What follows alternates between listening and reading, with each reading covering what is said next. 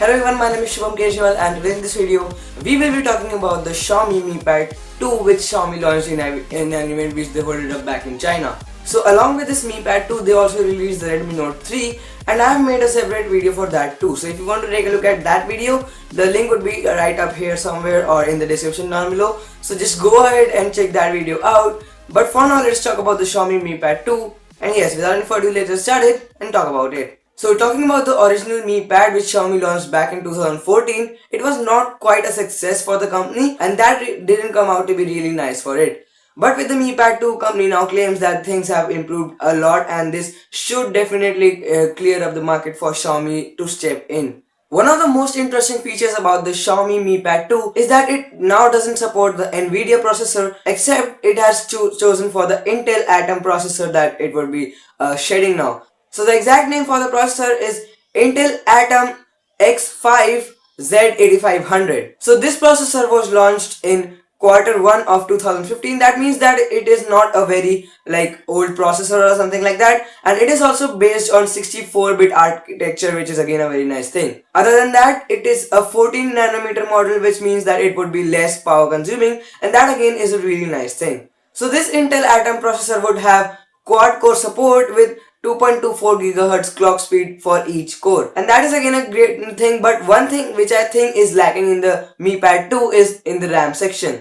This device has just 2 GB of RAM and that stands nowhere compared to some of the devices, some of the tablets specifically having 3 GB of RAM nowadays. And that is why I feel like that Xiaomi hasn't done a great job in including the RAM.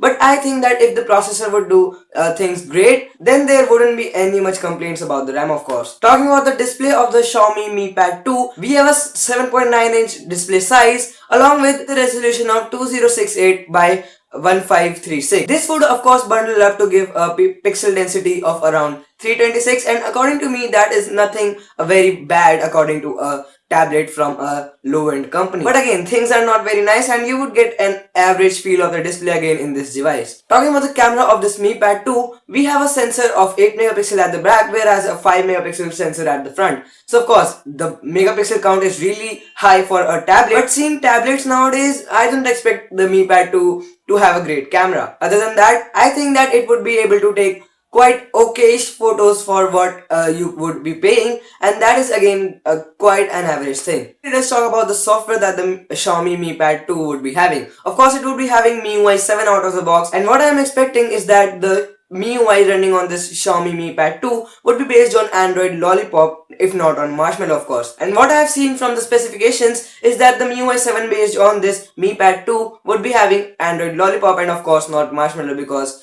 I don't know, MIUI and Marshmallow just doesn't stick together. Nothing can be done about it, but of course it would be running Lollipop and that is again quite an average thing. So Xiaomi has of course given much of the tweaks with the MIUI version 7, and of course MIUI 7 should be having many features regarding this tablet. One of the most essential features that Xiaomi has been bragging about is the reading mode that you can enable in the Mi Pad 2, and that is again quite a nice thing because it is a tablet and it would be really nice to read things around in this thing. So as always, software was the last point of this video, and with that said, we finally come to the end of this video. I hope that you guys enjoyed watching it, and if you did, do let me know by hitting that thumbs up button. And also you can share this video with their family members and friends so that they can also get to know about the Mi Pad 2 if they are considering to buy a new tablet in a low budget. So with that said, we finally come to the end of this video. Thanks for watching and I'll catch you guys in the next video.